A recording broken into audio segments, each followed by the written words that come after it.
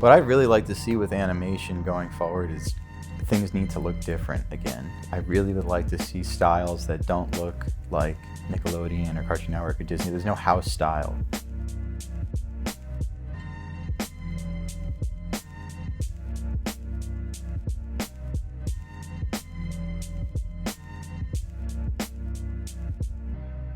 Hey everybody, this is Rodrigo and welcome to Shot Talk. This week I have my friend Adam Paloian.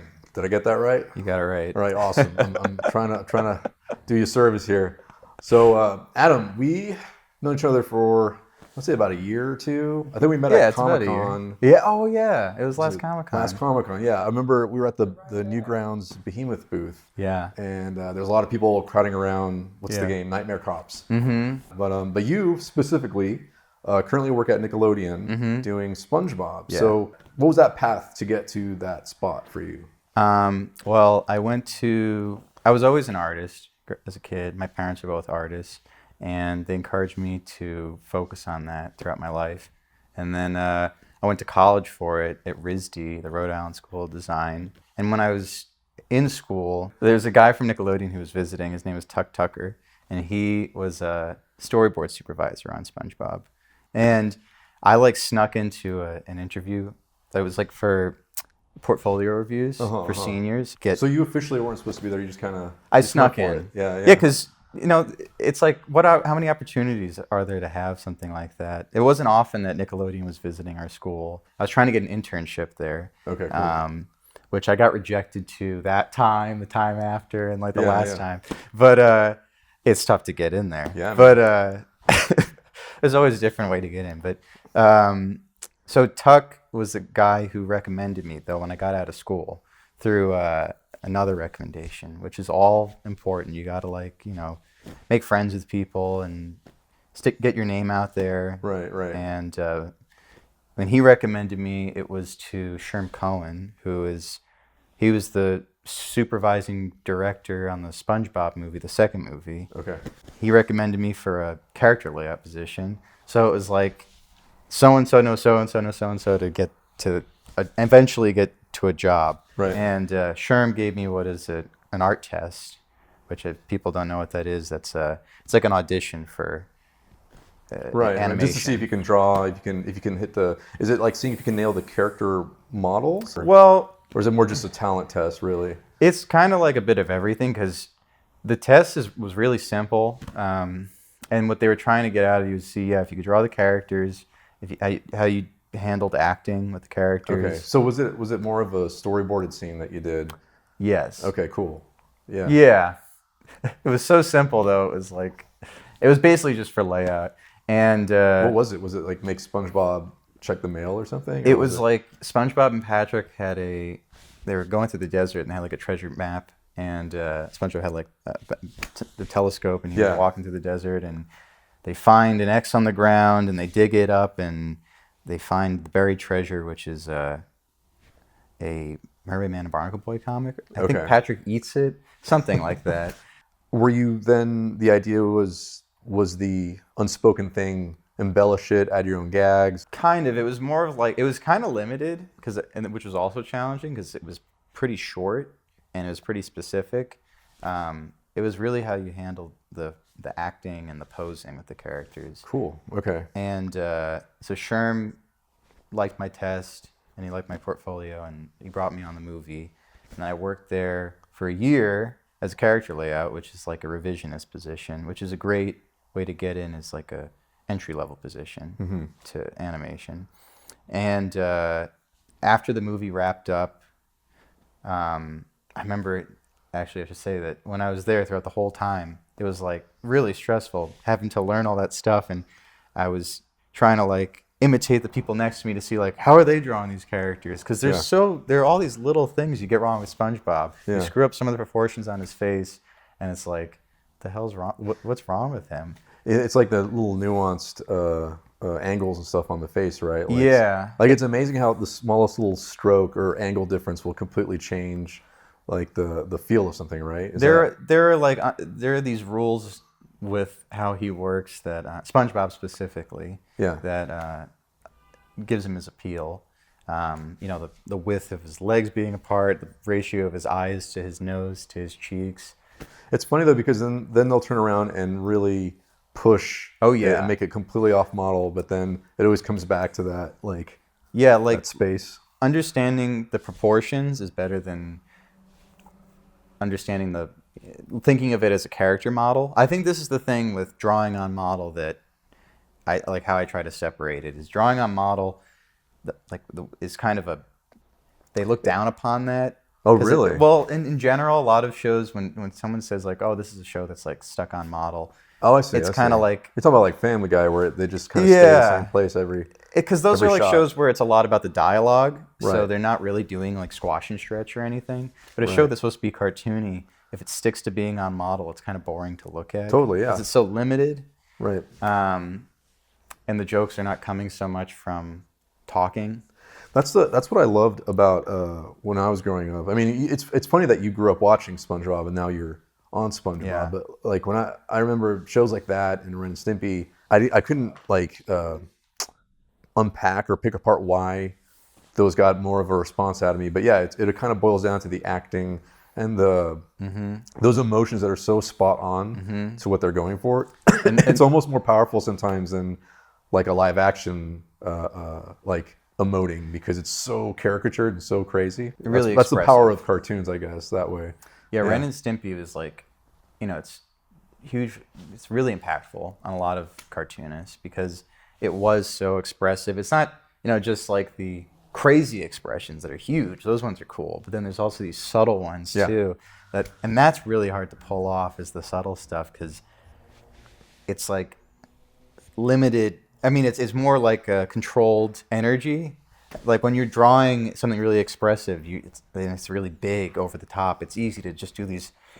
Well, it feels easy to do that stuff, and you can also get away with a lot more when you're breaking the model that extreme. Because it's funny and it's supposed to be outrageous. Yeah, it's supposed to be. If like something's a little off looking, well, it's supposed to be that way. Right. But when something's more specific and nuanced, it's like you're still trying to be specific with an expression, but but not like stuck on model. It's like you're trying to find a balance of how to get the same amount of energy in that big pose, down to this tiny thing. It's like throwing a dart and just hitting the bullseye. The perfect little spot. Yeah. I heard a story about how, because Chuck Jones cartoons are pretty limited in terms of something like Bob Clampett or something, where they're always kind of wiggling around and going Bob crazy. Clampett. Yeah, they're both great.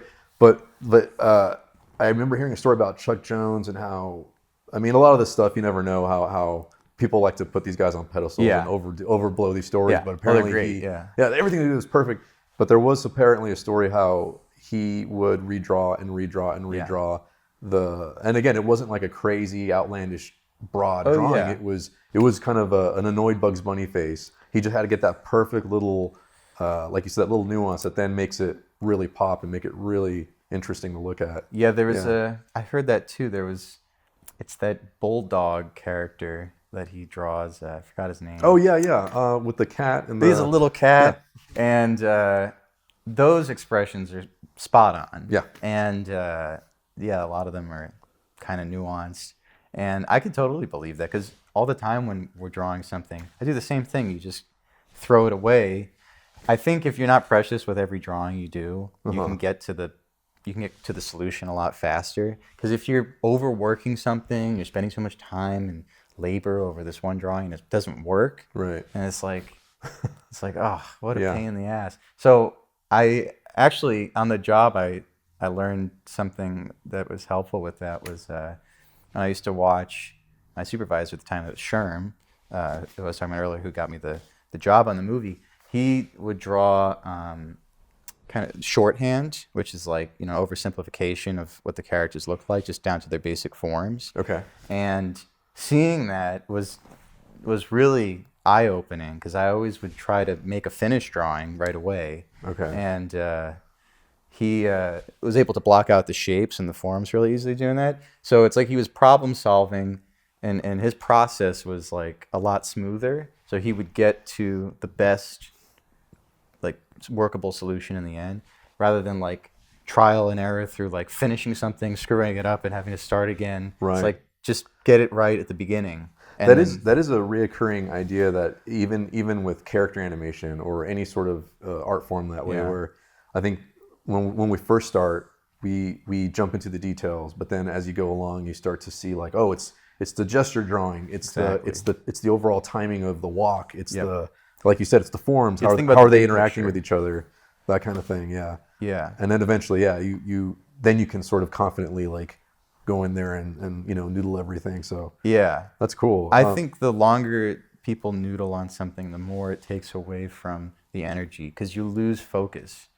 You narrow in on one spot, and it kind of becomes like a hodgepodge.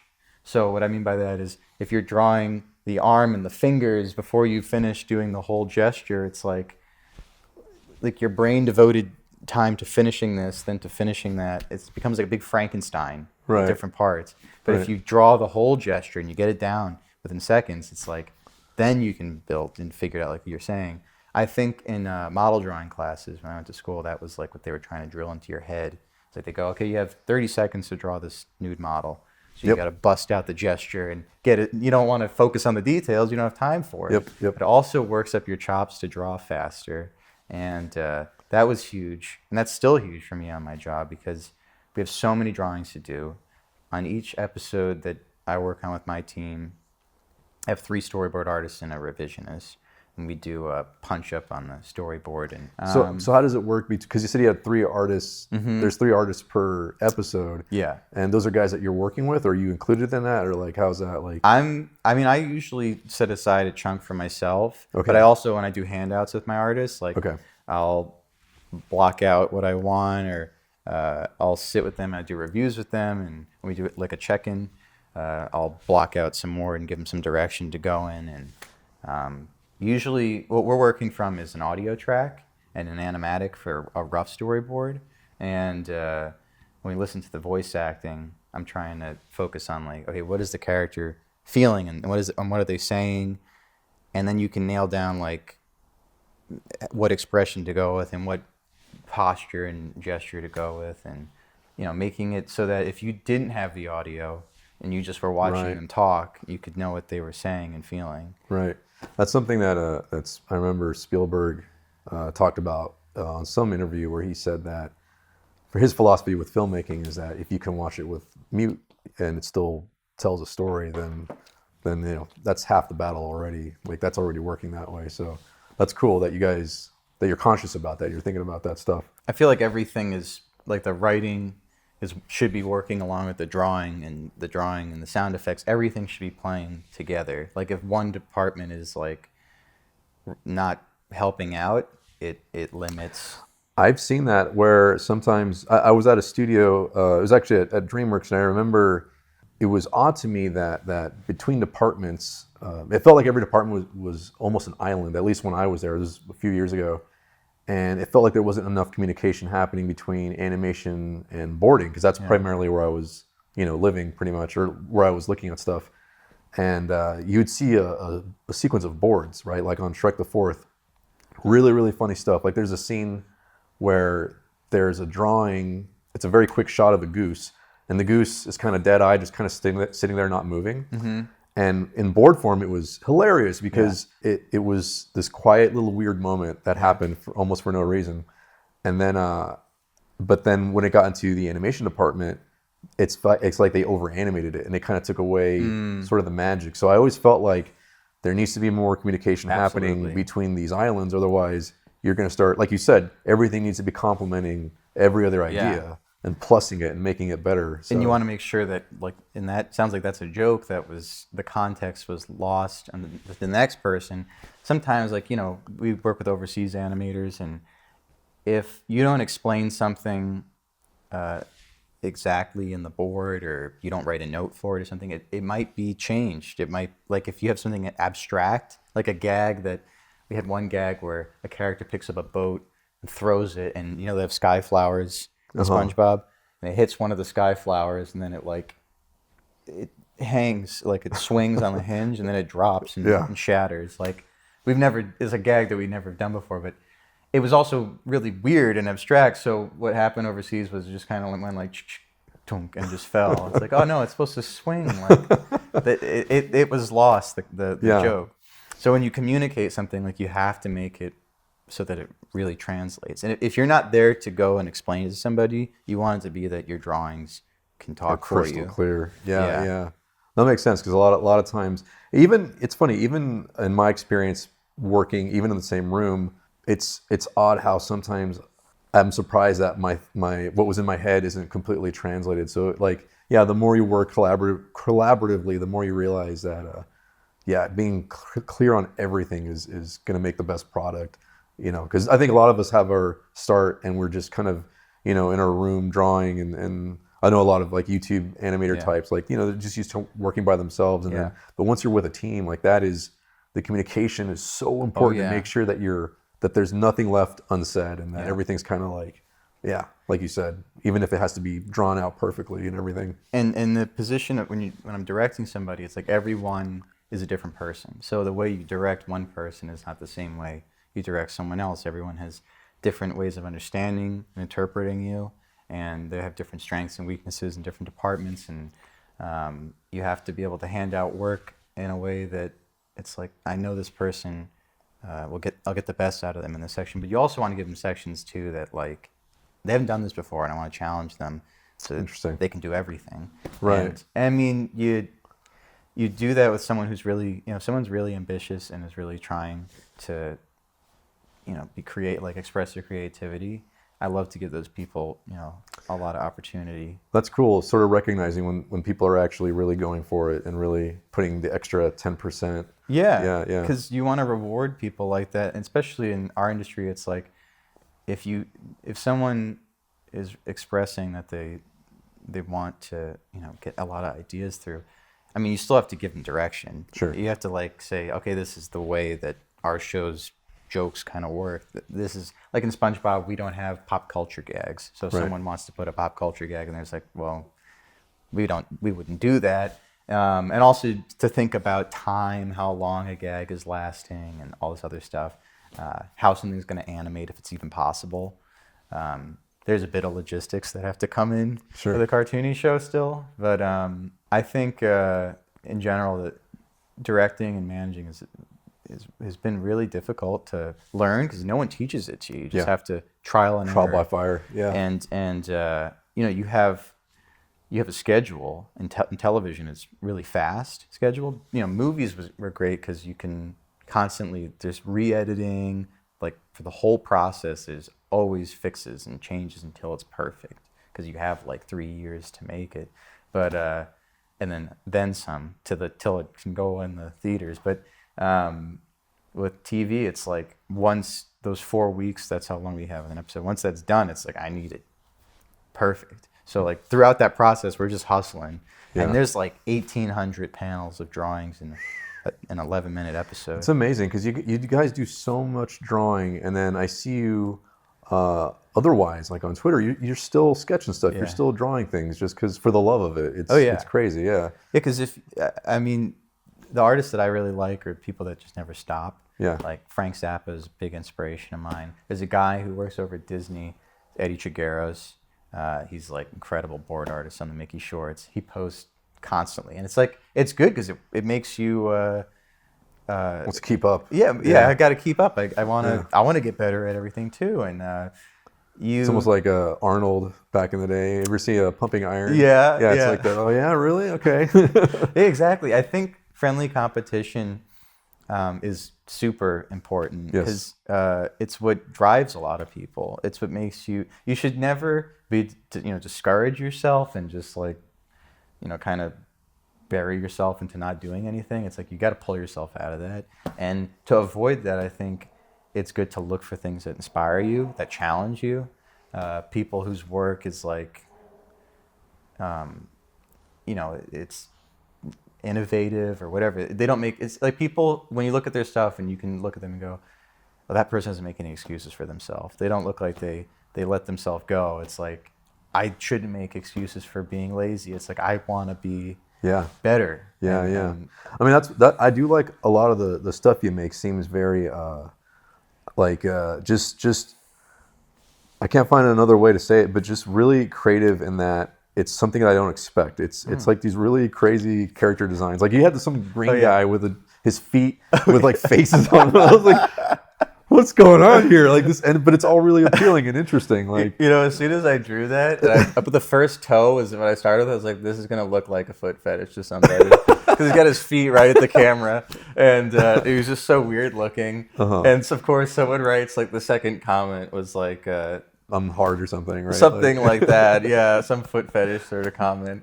But yeah, no, I think like that's like my warm up when I'm trying to like loosen up. Yeah. And I think what I've been trying to do with those things, I mean, sometimes I fall back on these cliches and stuff, which I hate doing, but it's like I'm trying to find new ways of drawing eyeballs and eyelids and how eyelashes work and hair and faces, noses, nostrils, everything on a person. There's different ways to design something. Yeah. So you can like widen your vocabulary of design. Now, when you say how, I mean, to get to the technicalities of it, are you thinking about form? Are you thinking about like stroke width? You're thinking about like the way angles play off each other, like that kind of stuff? Or I think a lot about form and negative space, silhouette, and proportions. Because when you're doing a design, you want something to kind of stick out as this is what this character's about. If they have like their nose or their eyeballs, and what does that say about them? If they have big eyes, a lot of times that means that they're like really optimistic or really innocent, maybe. Innocent, yeah, because they're kind of childlike with big eyeballs, and it's like the big-eyed, wondering character. And that's SpongeBob right there. Yeah, and the ultimate optimist. Yeah. Did you ever watch Eek the Cat growing up? I've heard that show. It's like is he a purple cat? He's a purple cat. And are they mosquitoes? No, that's a different one. No, there was it's a bulldog, right? There's a bull. He looks like a shark. He's called a shark dog. But I bring that up because he was a big optimist. That was his whole character, and he had these giant bug eyes. And that show wasn't maybe the best in execution, but I always thought the writing was really funny. Just really funny ideas. Just not the best, execution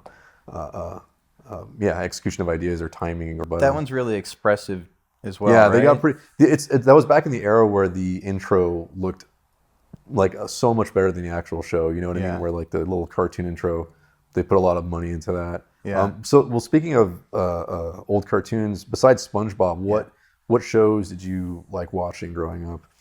If you had any, yeah. Well, it's funny because I wasn't allowed to watch Ren and Stimpy when I was younger. But really? Same here, actually. Yeah.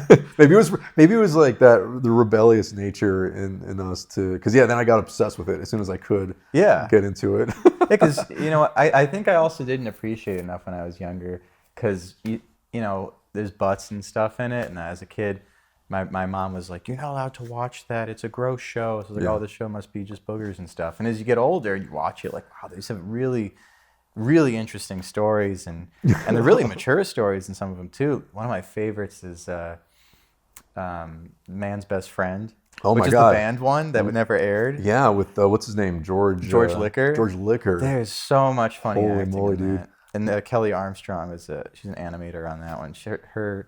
She was a Canadian animator. There was a studio that animated Ren and Stimpy, Carbuncle Studios, and Bob Jakes and Kelly Armstrong, their husband and wife. They did a lot of the best animation on that stuff. Oh, okay. They're like the unspoken heroes in a lot of those episodes. And there's a crazy amount of talent that came out of Ren and Stimpy. There's a great shot in that episode where he's getting really angry, and it's almost like a moving hold where his neck is extended and he just slowly starts to bloat up. Yeah. And it must be on ones because it's just, you just feel it. It's just, it looks so exaggerated and so good. I think it might be one of them. I know that I'm pretty sure that Kelly Armstrong did this scene where Ren has like an oar. Twists his neck around. He smashes George Liquor in the face, and it like in slow motion twists his face. It's like on ones or something. It's insane. And his tongue flies out.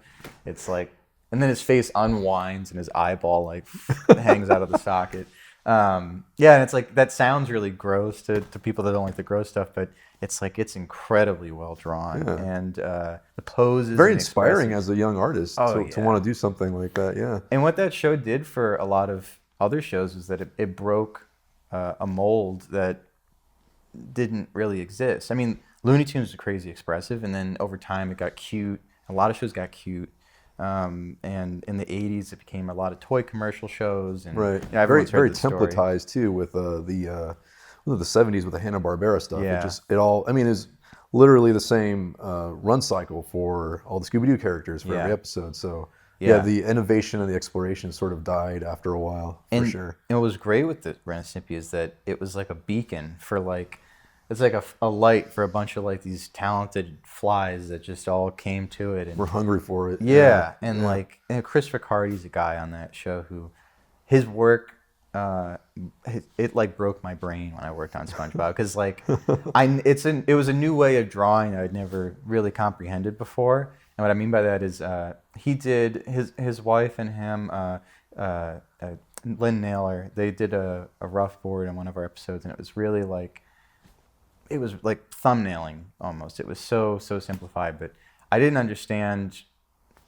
I mean, I was naive back then. I didn't understand what was so great about it because I was like, this looks really crude. I could draw cleaner than that. I knew that they could draw amazing, but I was like, this board looks really crude. And Sherm, my supervisor, was, you know, he would point out things in the board that built an appreciation for and like understanding like hierarchy of shapes and stuff, so that if you're used to drawing symmetrically, this is like, it was like a perfect lesson to be like, fuck symmetry. And you know, negative space and really expressive drawings that were like, they had so much energy in them. I didn't understand it when I saw them. It's funny how that translates over to 3D because I remember during my first couple of weeks at DreamWorks when we had training, we had one of the French guys was giving a tutorial, and you know, I remember sitting there and they loaded up the Shrek model in the fucking T-pose, right? And I was like, oh my god, I can't believe it's T-pose Shrek, and that's the official. This is real, but I remember one of the things he told us is when he first opens up any shot and he loads in the characters, he'll just immediately start grabbing stuff and just kind of making stuff look imperfect. So he's not starting from a symmetrical place. Exactly. So he doesn't accidentally fall into making the same expression or the same whatever every time. It's a great technique. Just kind of at random starts changing stuff, and then he gets to the actual shot that he has to get to. So that's great. Yeah, sort of like these little tricks to avoid what you're talking about. Yeah, because I think, I don't know what it is in our brain, but a lot of people, you know, maybe it's because we're used to organizing things. I don't know. But where people start going is just making things symmetrical. It could also have to do with if you narrow in on one place and you're just trying to like imitate it. Like if you get the eye on this side looking one way, you're like, oh, I got to get this side to look the same. Right. I don't know. I got to match it. I got to, yeah. But so Riccardi's stuff though was like, it was like German expressionist almost. It's like it was so brutal and fast. Like there was so few strokes. And but it was like so clear of an expression in such few lines, and that's where I was like, that's amazing. Like I can't do that, and that's where I like kept getting on myself to draw faster, but also I had to rearrange my whole drawing process, because at the beginning when I would start drawing, I would just try to draw what I thought was funny, like, oh, these are, you know, eyeballs that have, you know, they're segmented or something. That's funny. Like they're you're both just pointing out, they're wall-eyed. And then all you're doing though is you're just taking cliches and repurposing them into your own stuff, which is not as good as if you feel and like you have to act it out like in your head and physically you feel where the acting's coming from.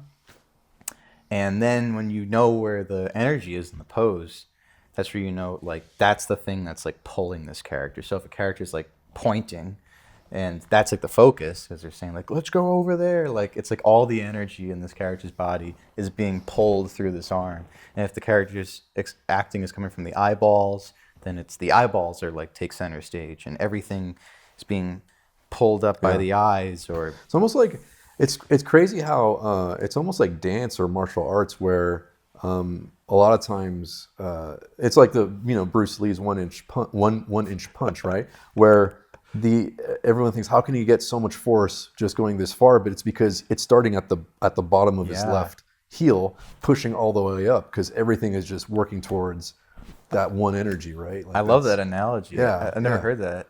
Yeah, I mean, I did martial arts growing up, and obviously a lot of animation. So it's that gesture, that sort of. Line of action is really important, and I think in everything that you're drawing is line of action comes into play somehow, or just the form is important, and the line of action is like an invisible thing. It's just like an energy that you're looking at in the pose, and that it sounds kind of BS, but when you work on model drawing and life drawing classes, you know what I mean by the energy. It's like what direction is your body pulling in? And if everything is grounded, it's like things kind of become static, and it doesn't feel like there's much life in it. Or if it's really grounded, it's like your body's pulling the weight down. That has more energy in it. Not everything has to be over the top. Right. But the nuance energy that's the stuff I'm talking about. Is really hard. Like where characters, it's not just in their face. It's in their body is playing with the face as well. And I think that's something with Ren and Stimpy that people, if you really study it, you can really see it, is that even when the characters are just standing there, there's some interesting form going on with Ren or Stimpy. They're not just kind of like static. They don't go into like neutral pose like the T pose Shrek you're talking about. Right, exactly. Just go back to when you were at Nickelodeon. So that was your first gig coming out of college. Was Yeah. Nickelodeon. That's pretty neat. And then you were an assistant, you said, or a revisionist. I was a character layout, a revisionist. It's So like so what's similar. that journey from there to directing an episode? How did that happen? Yeah. Well, I just was always trying to prove myself at my job. I think I really wanted to impress the people that were there because I admired them so much, like Vincent Waller and Sherm Cohen, these guys, and Steve Hillenberg, who's like my hero. A lot of these guys were people who I really respected, and trying to prove myself to them was, I think, what helped me get recognized when I was, in my sections. I was putting a lot of time and work and trying to do the best I could with all that stuff, and really taking all their criticism and all the direction, the stuff that they liked, even stuff they didn't tell me, stuff that they liked in other people's things. I try to take that back into my own work. Like the stuff that Sherm was telling me about in Chris Riccardi's section or Lynn Naylor's section, I was trying to understand it and build an appreciation for it, because I knew whatever he was saying came from his experience, and he knows what the hell he's doing. So this is my opportunity to learn, and that taught me so much. And when I started to show a lot more on my sections, I think my work was standing out, and they first promoted me as a storyboard supervisor. I think it was like a little more than a year after I worked on the show. Yeah. I came on the show as a storyboard artist. I was doing the punch-up board revisions, and they promoted me to storyboard supervisor, and I was in charge of my team. I think my first episode was this one called Mimic Madness, and that was a great one. That's the one they for submitting it for. We just won an Emmy, and they submitted it for that one. Fantastic. Yeah. Super cool. Yeah, I was so happy for the show. That's amazing, man. And So what was that like, walking into that job for the first time? Well, first I didn't want to do it. Yeah. Because I thought that when you become a supervisor that you don't get to draw anymore. Oh, it's like interesting. you're dishing out work, which is what I think a lot of people think of it. But so I told them, I was like, I'm not sure I'm good enough to do this position. My focus is more on these sections. And they said, I had two great words of advice, and one was Steve Hillenberg told me, if you want to make your own show, which is my whole goal why I moved out here, is like, this is a good direction to go in, because you get experience, managing people. And Sherm Cohen told me the same thing. And he also said to me, he's like, well, look, do you want to just draw funny faces, or do you want to do more than this? And that was like the best advice I got, because it was like, yeah, what am I doing? I'm going to get tired of just drawing expressions all the time. You want to be in charge of like the big picture. So I got to, now what I do in my position, they gave me the title of director, I was always doing directing, but they gave They me made it official. They for made it sure. official, yeah, because they wanted me to build up some experience. I was young and new to it, so they That's didn't. good. It's good that they recognized that in you, because a lot of times I've been in situations where people have been putting their best foot forward, and Yeah, it's really important to have those people that are paying attention, like Yeah. that are above, or that have been there, done that, and everything. So it's cool to hear that it was a healthy environment at Oh Nickelodeon for yeah. you. That's really good. Yeah. Yeah, all the people that were higher up, they always seem to be like, yeah, I think because I give them my 110% all the time, I think that they recognize how hard I was working for them, and they felt like, they were nice enough still, like you're saying. I really, they could go at another studio, maybe they could go, oh, he's too young, maybe in like a few years, maybe this guy could do it. I worked in television for a little bit doing storyboarding writing, and I did have sort of a similar worry that you did, where we spent, oh God, it was maybe 2 months in the writing room Yeah. working out different ideas, and I was assigned to storyboard the first episode. This is for Axe Cop back in the day, back when they were still developing it.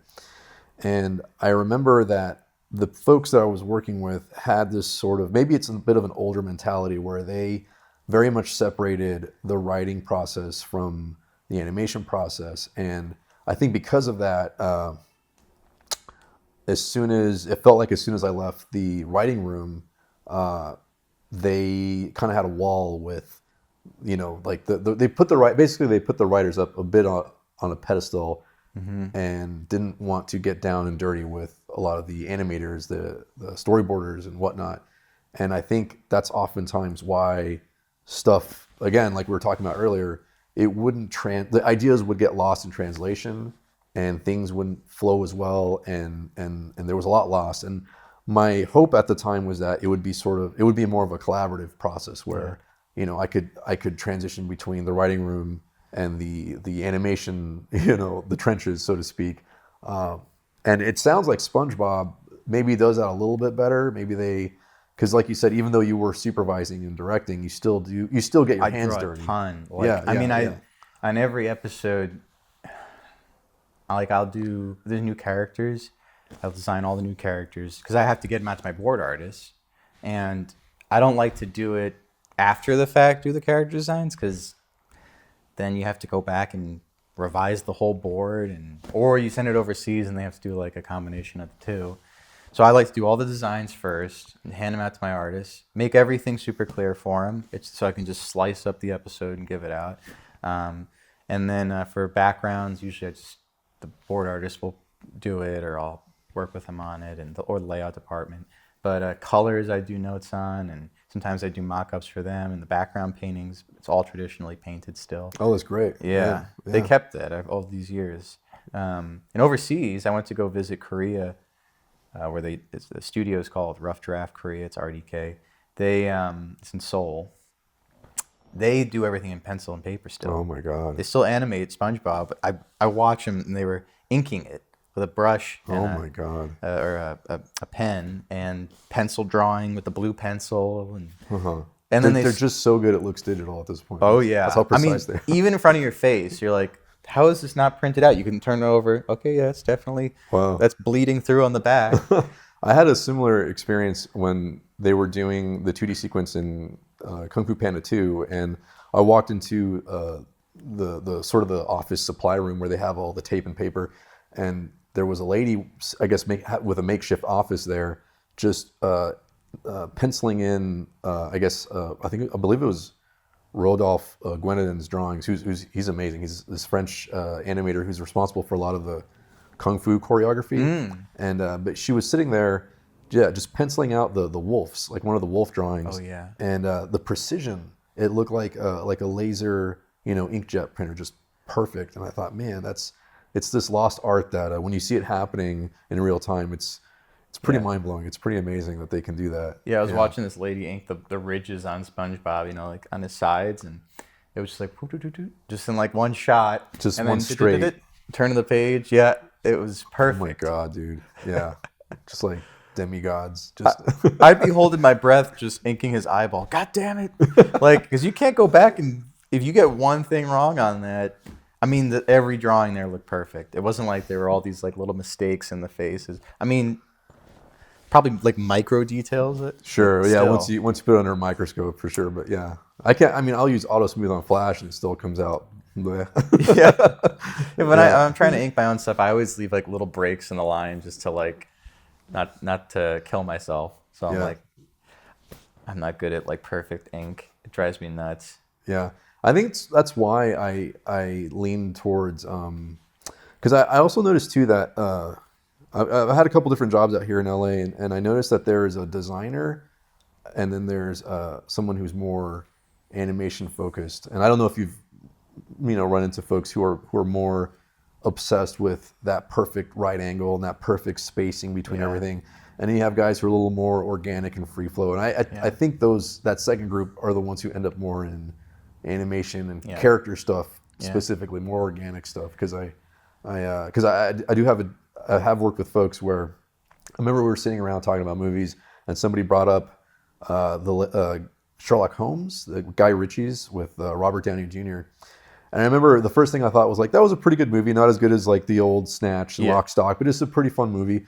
And everybody except me in the room was going like, man, that intro sequence, that is a marvel to look at. And that's something that I almost completely forgot about, because they're thinking about a completely different skill set than I was thinking about. So it's interesting. Like, it's like if you're playing in a band or you play an instrument, you listen to a song, you're going to listen to the instrument that you play, because you're hearing the melody from there. I think the drummer hears the drums and the bassist hears the bass. And and for the most part, people hear the singer, because if you don't know how to play an instrument, you listen to the guy who's talking. Right, exactly. And that's why they always seem like the leader of the band. Right. Was it like well, it's funny, like Van Helsing was the guitarist though, right? So that's the one. Van Halen. Or sorry, Eddie Van Halen. Eddie Van Helsing. That's cool. Eddie Van Helsing. You should draw that. That'd be an amazing badass. design. Yeah, he's got the coolest name. I mean, him and his brother, I think Alex Van Halen. They're the ones with the band's name, and David Lee Roth. Well, the thing is, Eddie plays guitar almost like it's like a singer of its own. It's like it takes this, when it starts playing and it takes over, everything else is like becomes the background. Right, it's secondary for sure. He's a monster guitarist. What kind of stuff? Because I know I see you posting songs every now and then on Twitter. Like, how do you find music that you like? Did your dad play stuff for you growing up? My mom used to play the oldies station, and I think that's where I have an appreciation for older music. Okay. My dad likes classical, but my music taste is neither of theirs. I like my favorites are Frank Zappa and Alice Cooper and rock bands from the 70s. I like jazz stuff. There's a band called Lounge Lizards, and their first album is like one that is so cool. It's like, if I did an animated show, it's like that's where like I want the sounds to come from. There's a few of these like lounge bands like Esquivel, and if you pitch something, that might be an interesting thing to bring to the pitch, where you have musical references for tone and feeling, right? I did that actually when I first pitched to Nickelodeon. I brought like my iPad with the printout, and I was like, okay, this is the type of music I want to hear. Yeah. And they were like, I think they were a little like, music, what the hell is this music?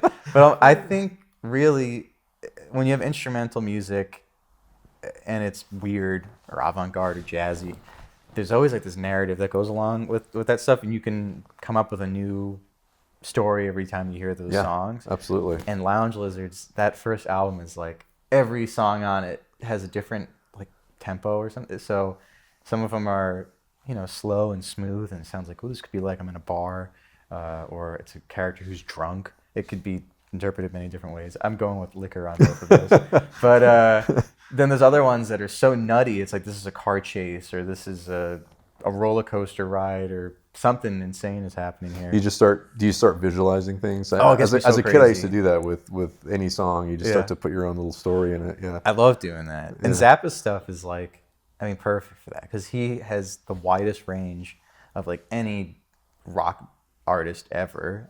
The guy can do it. He was able to do any style of playing, and he always would change his band up. and you get these different styles and sounds from all these different people. There's saxophone players who make the saxophone sound like a cartoon of its own. It's like that's a character. It's that instrument. It's like a Peter and the Wolf kind of approach, right? Where every instrument has its own character. You're right. Yeah.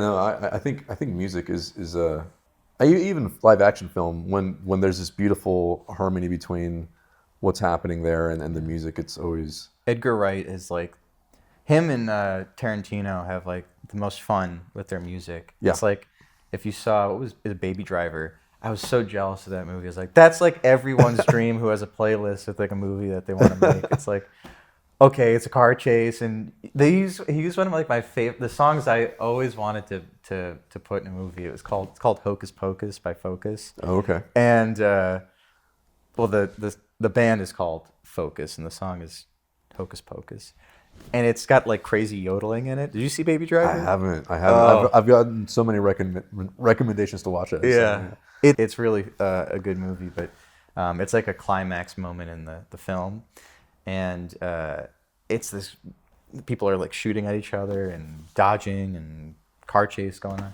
but there's a part the song has like it's like a heavy fast-paced metal song, and then there's a guy who like it will break and he starts yodeling and gets higher and higher and higher until like this crazy falsetto, and then he starts doing like Popeye. Like like sound with, and he's whistling through like a crack in his teeth at one point. It's like the weirdest song. It's like that would be great for a movie. Have you seen much of Paul Thomas Anderson's films? Yeah.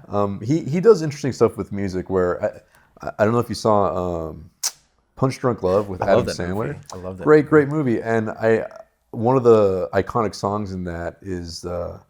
I think it's Shelley Duvall, the actress's name, from Popeye of all movies. Oh yeah, and where Robin Williams when he plays Popeye, and it's like this very simplistic, childlike, he needs me, like that kind of thing, and it works so well. I had no idea that was Shelley Duvall in that. Okay, I believe. Yeah, I know she's in Popeye. I didn't know that was the song was from Popeye. Yeah, it's from Popeye, and he repurposes it, and it fits so nicely.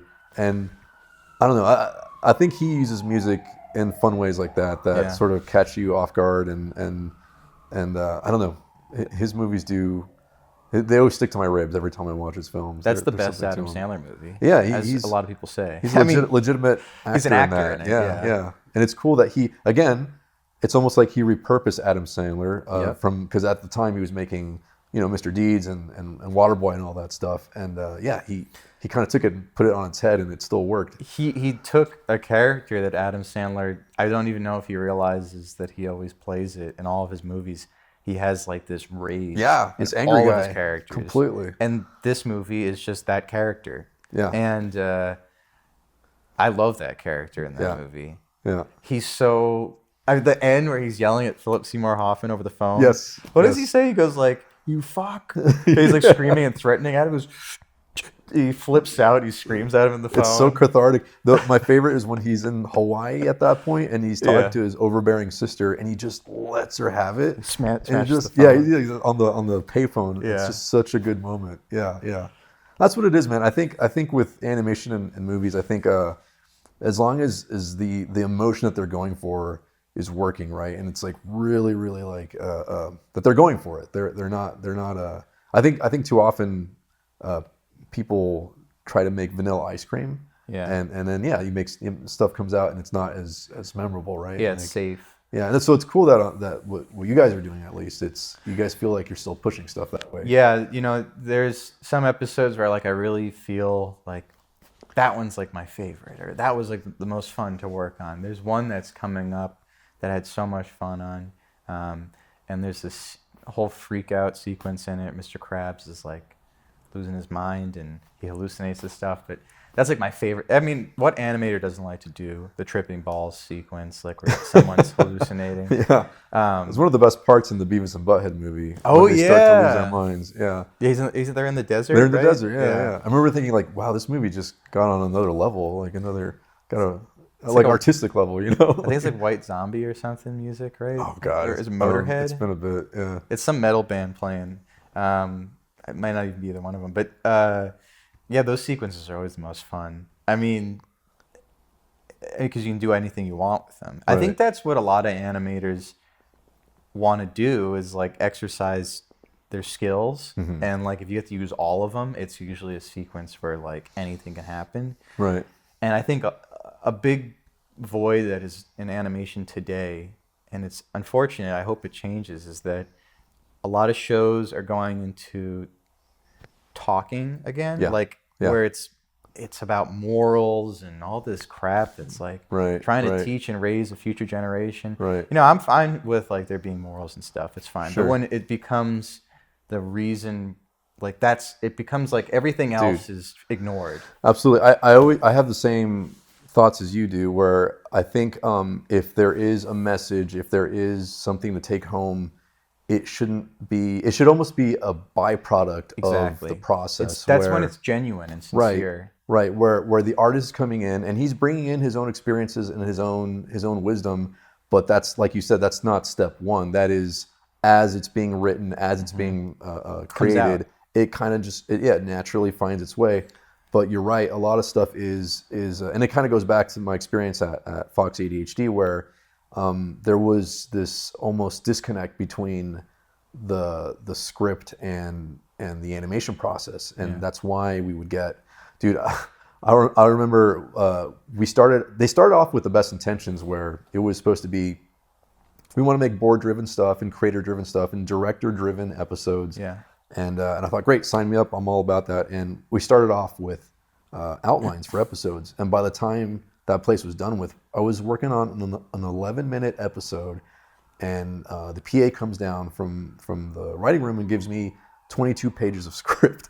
And I thought, and it's all dialogue. It's all dialogue. Man. And I think, man, I think this is getting a little bit hopeless at this point. Yeah. And because it's very talky, and it's very at least there wasn't really an agenda there. It was just, they were just trying to be funny, at least. Yeah. But yeah, you can definitely feel when a movie or a show is trying to it's trying too hard. Yeah, it's trying too hard, right? Yeah. And you know, I think I understand that there's people want to have I think there's a complexity with some artists where they feel they're not doing enough, and they think that if they're making something, it has to mean something really big and important. Right.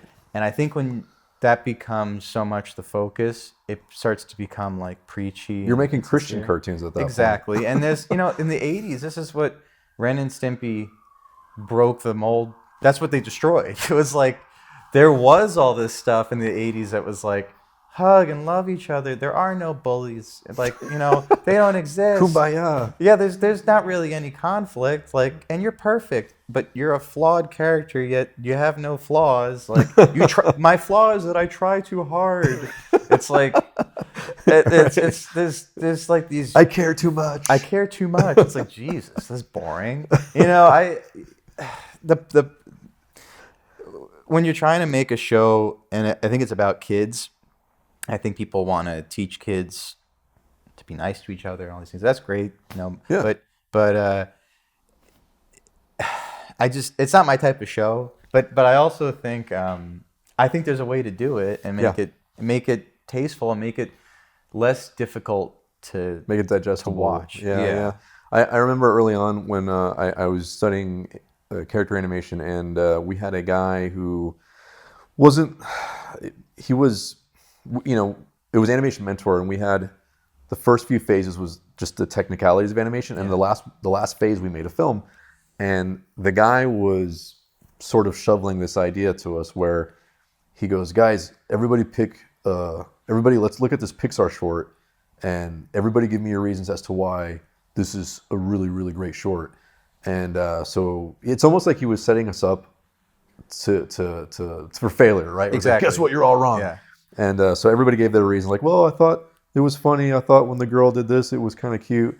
And he's like, no, the reason this works is because it has heart. And they did that, like, you know, from the onset. That was the whole reason that they made this short. And I remember thinking, I don't think that's at all why the Pixar story guys put this together. I think they were trying to make something entertaining. Yeah. Because it's entertainment, and it's supposed to be, you know, funny if it's supposed to be funny. And when something is only heart, it seems a little sappy. But I think if, you know, like you were saying, if it's part of like you need something to like. What does the characters want in the story? Is a lot of Right, the motivation. the motivation. A lot of people say, like in Incredibles, there's family is the focus. But the thing is, if they made it about family and it was about like they always had to tell each other, "I love you," and I want you to know that Dude, you are powerful okay. and blah, blah. It's like, ugh. I don't know if you saw the latest Finding Nemo, but I remember thinking I thought that movie was going to pull a really brilliant turn because I thought the parents. I'm sorry, Finding Dory. I thought the parents in that film were going to end up being the villains because of how coddling and patronizing they were to Dory, and I thought this is really creepy. They're about to pull some next level shit if they turn into the bad guys. They're like, but you don't see Nemo anymore. No, we need you to be back here. Your friends are dangerous. This is why you were in trouble. It just felt like, remember, we love you no matter what, and this and that. And I thought, oh man, there's something weird happening. But it turns out they just, it was just straight that way. I think there's, if people hear this, some people might misunderstand what could be said. Is that I think a lot of people like, shows that have emotion and whatever, but I'm not dissing that. I just think that there's a less forced way to do it, and then there's a way where maybe it was it came from a genuine place, and I think it's really easy to tell the difference.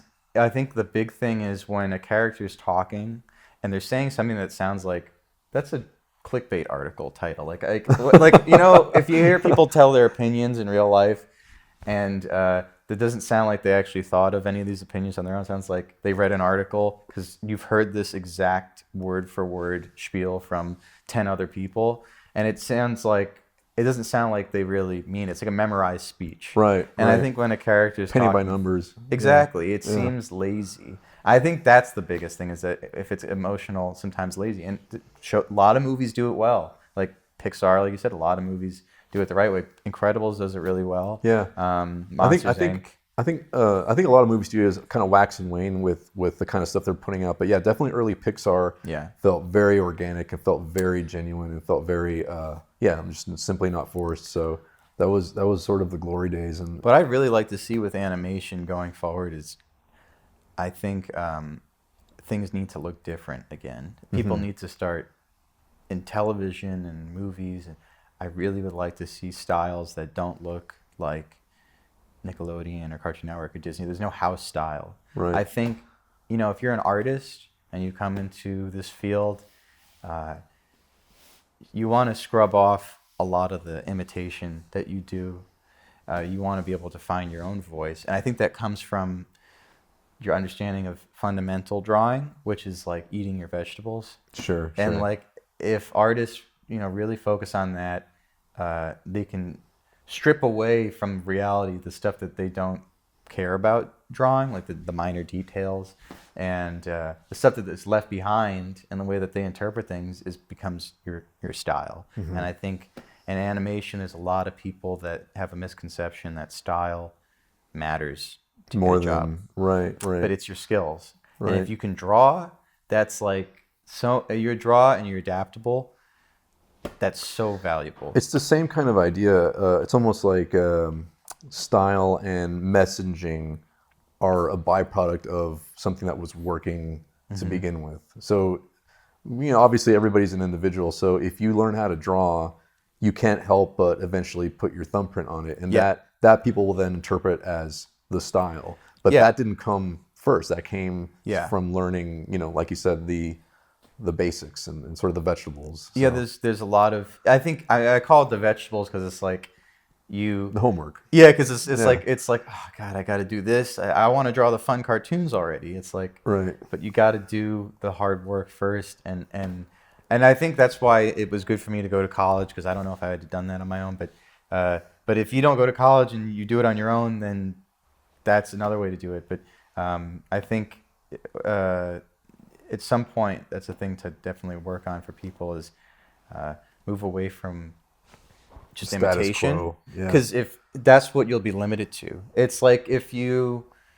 imitating someone specifically, like if someone's doing John Kay's stuff or whomever, it's like, or Rebecca Sugar imitating them. And those people learn how to draw before they got their style. Rebecca's style seems like it's a product from... She draws figures, like figure models. Yeah. And her student film was wild, it's and it insanely definitely well had drawn. that like you said, that figure drawing quality to it. Yeah, You could tell she really likes playing with volume and dimension, things like the characters are like flipping in space. It's just like it's you're showing off your skills almost. Yeah. And yeah, which is what a student film should do, anyways. it's like showing all the stuff you've learned. Right. And I think there are artists too that you wouldn't know that they knew how to do really realistic stuff. Maybe their style is really abstract, and that also comes from an understanding of how to draw. And I think if you only know how to draw one way and you're trying to work in commercial television, it's really hard to keep finding shows that can cater do to that. your growth. Exactly. Yeah, that's something that I experienced when I first started working.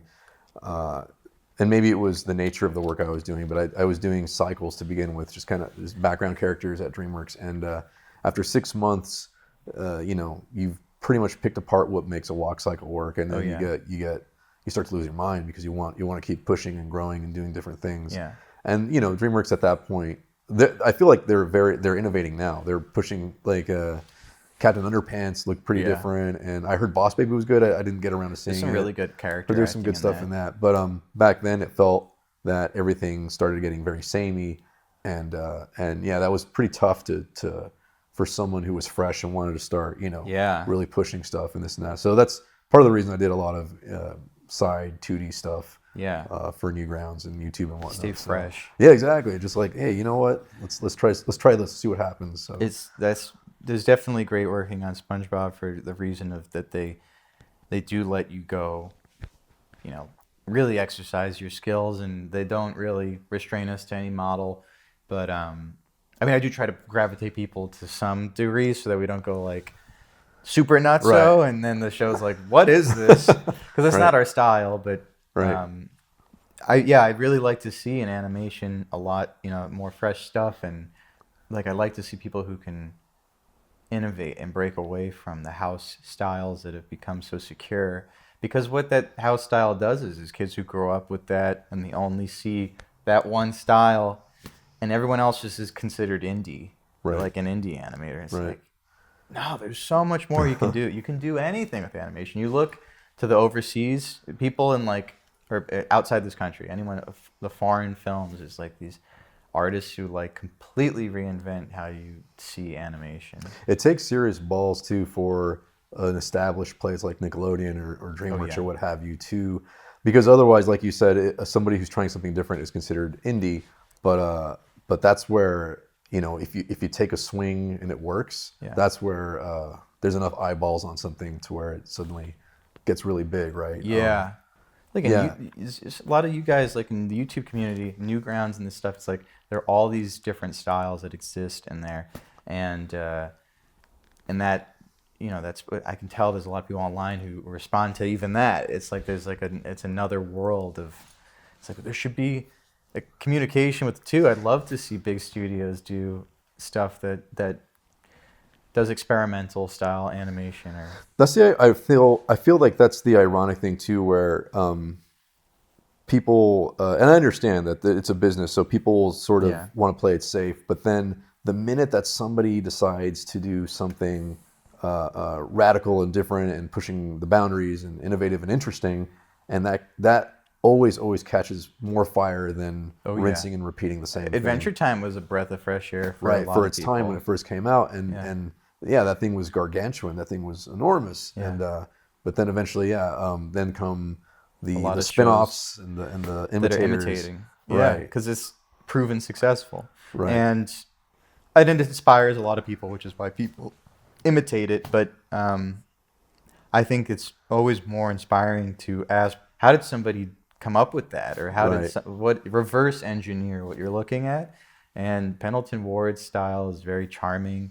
It seems really genuine. I think another thing that I find interesting is sort of the conditions that allowed that to happen, because it sounds like obviously some places are more rigid than others, but when that sort of experimentation is allowed and sort of not castigated for stepping too far outside the box or whatever, That's usually which is why I think a lot of times school is where a lot of these CalArt graduates come up with something very interesting, and then that turns into eventually maybe a show or a film or something. So and there's people like Super Jail.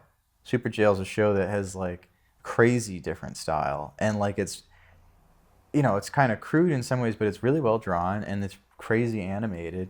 And because it's so successfully pulled off, I think a lot of people admire it and they appreciate it because it's in execution. It's not crude. It's not bad. It's really, really, really well done. It's funny how you take a frame from that and it looks like skateboarder art. Yeah. But then you see it moving and it's pretty impressive. It's like nuts, the stuff that they time and a million things going on the screen, but also just some of the gags that they do and the the art direction some places just really like cool, and it when you see something different that's successful, it makes your brain go, oh, that's possible now. The possibilities, that's possible to do. I guess it's funny because back on that thought about big establishments having the balls to try something different, I think about how the Beatles were a little bit of that, where they had built up this enormous obvious following, right? As a boy band, As a boy band, and I guess they go to India and do some drugs, and come back,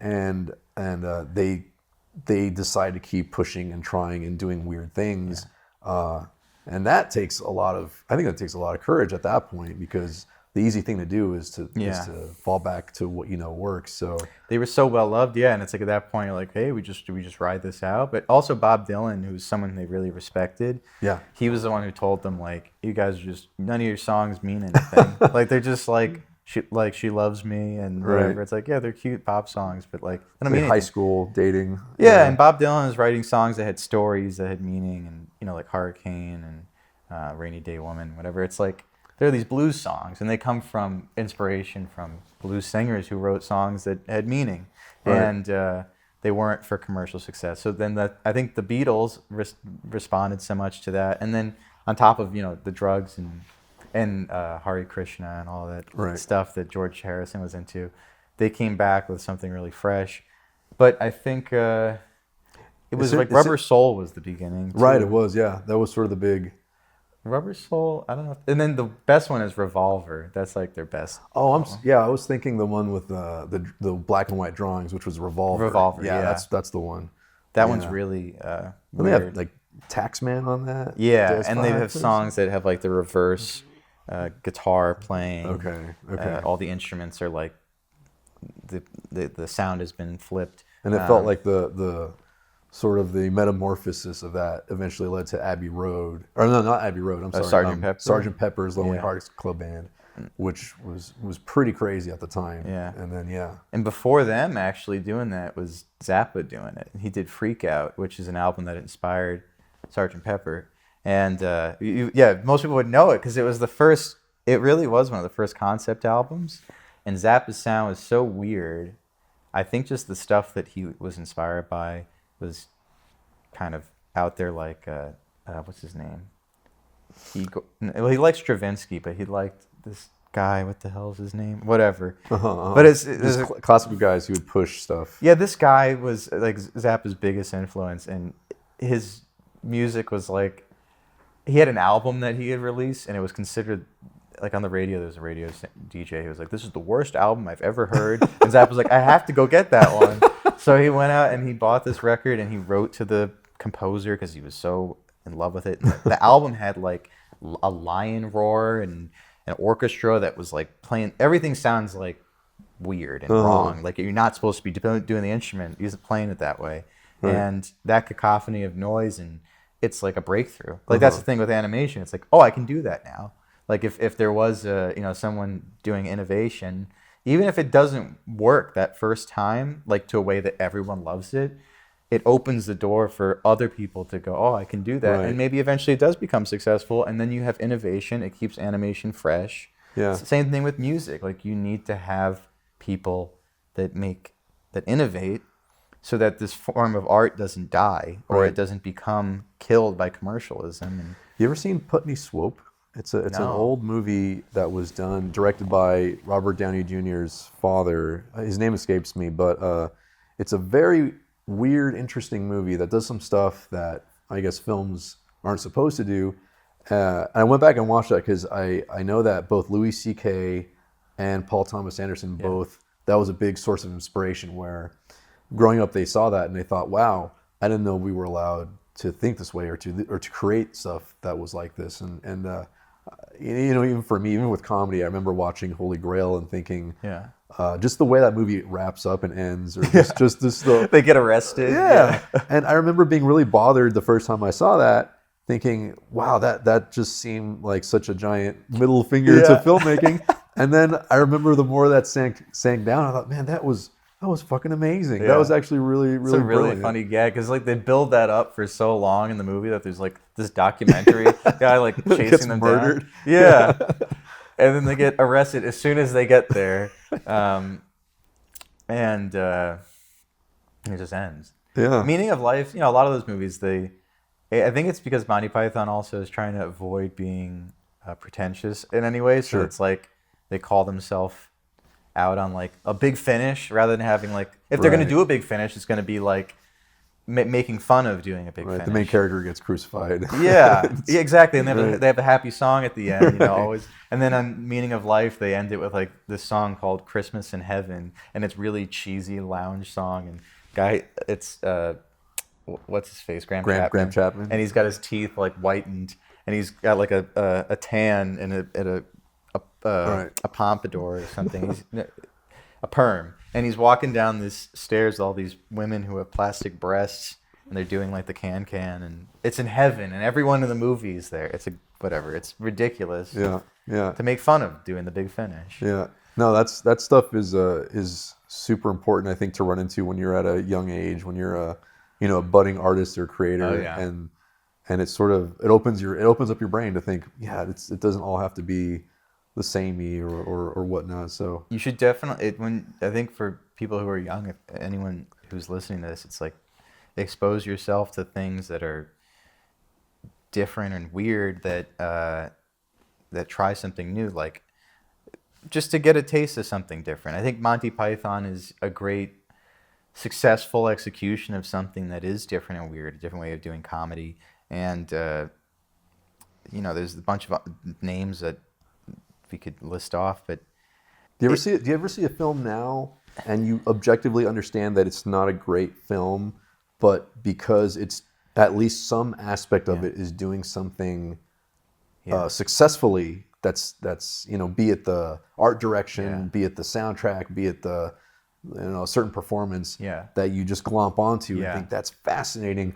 I can't show this to a lot of folks that I know because I understand that the whole sandwich is kind of not very good. Yeah. But you do. I don't know. Like I don't know if you have any movies like that. I'm trying to think off the top of my head. I know that I've seen stuff like that. I mean, I like one that comes to mind right now is Batman Returns, which arguably is not overall that great of a film, but you look at production design and cinematography in that, and that's quite a thing to look at. Is that to see. That was one with the Penguin and Michelle Pfeiffer as Catwoman. You mean the Tim Burton one? The Tim Burton one, right? I love that movie. I love that movie too. No, that's the thing. Yeah. I figured somebody like you might appreciate it, but I remember back at it when it came out, a lot of people were turned off by it because it was too dark. It was too morbid. I think they throw a beauty queen off the top of a building and she dies, but a lot of people couldn't stomach that. Yeah. So I think it turned off a lot of people, but I think that movie is it's a tour de force in terms of production design and handling, just really caricaturing these DC characters in a way that you didn't even think was possible. That's why like the pairing of Tim Burton with Batman is a great combination. It's like most people wouldn't think nowadays. They wouldn't think to do that, except for Thor Ragnarok. Actually, they got the not Mighty Boosh. It was Flight of the Conchords. Oh right, director Taika Waititi, or I can't ever get his name right. But when you get someone from a different element to a different genre, it makes it fresh. Right. And I'm not like a huge fan of superhero movies, but I think there was some funny stuff in that one. And Yeah, that guy is his body of work is really, really good, and he's got this sort of. It's funny, that guy gave a TED talk that I thought was one of the best TED talks. Yeah. Because I kind of am over TED talks at this point, but the director, gave a really. He was just talking about creativity and talking about how you can take anything. Like he was taking, I think it was like a classical painting, and he sticks like a football or a soccer ball in the middle of it, and all of a sudden to him it becomes really interesting and funny. And I don't know, I thought it was almost like this thought experiment that I thought was really, really interesting. But change something really small, and all of a sudden it becomes... all of a sudden it completely changes the flavor of it. Yeah. And I remember that the audience didn't quite understand what he was going for, but I think it goes back to what we were talking about, where he was willing to be open-minded enough to just change it up enough, and which will spark different synapses in your brain to go off, and then all of a sudden you start to see the world differently, and all of a sudden you get inspired and you want to run down this new rabbit hole that you created. You know what that is? I think is people being surprised, and I think that's always what sticks with people is when you surprise somebody, and those are memorable moments in a lot of movies. Is like an Alien. I think that design, it without that head, and without that tongue, it's just like a black skeleton. Yeah. But like with a tail, but the big cranium. H.R. Geiger? Giger, or Geiger. Yeah, I've heard both. But the Alien, nobody knew when they first saw that movie. Nobody knew that there was that little thing that comes out of the mouth. Yeah. But it surprises people in the audience, and it always stays with you, that moment. And Predator too, without the big mouth, it's like that's just a reptile human with dreadlocks. Right. But the big mouth, and he's also just wearing a mask, so he takes his mask off and it spreads open. So many character designers after just took the Predator mouth and the Alien tongue, and they're iconic because it was something so different that surprises you, and when it sprays open, like it flips open like that, it's like, wow. I think that's the trick to good stories and even comedy, where you want to do something that surprises an audience for the first time. That's not obviously super predictable, and that's, as much as I like a lot of the Marvel stuff, it does sort of start to suffer from that, where I'll watch one of their latest and it just doesn't stay with me. It like a couple days later, it's kind of in and out of my system. Yeah, what's great with those movies is like they're an amazing execution of visual effects. Like they're so good with visual effects. I mean, Doctor Strange was so cool looking, and you're like, how the hell do they do that? Like that to me is one of the few times I really see something in CG where I'm like, that's movie magic. Like I don't know how they. I don't understand even the CG logistics. Did you see The Revenant with Leonardo DiCaprio? Yeah, the bear. Man, that was for me a moment recently where I thought, I don't understand what I'm looking at, except that the man is getting attacked by a bear, and that's as much as I can, figure out what's happening. This is incredible. Well, Adam, thanks for being on the show, and appreciate you coming down here and geeking out with me. Of course. Always a pleasure, and by always I mean always this one time. But we'll have to have you back on at some point. Love to. Yeah, thanks for doing it. All right, thanks for watching Shot Talk. We'll see you guys next time. If you'd like to see more of Adam's work, you can find him on Twitter at Adam Paloian. Also, if you're enjoying this music, you can follow me at inexpensivejew.bandcamp.com. And finally, if you've enjoyed this episode of Shot Talk and would like to see more episodes in the future, please consider contributing to the Shot Talk Patreon. You can sign up today at patreon.com/shottalk. There are all types of rewards, like receiving episodes early, access to private Discord servers, and more. Thanks for listening. Catch you next time.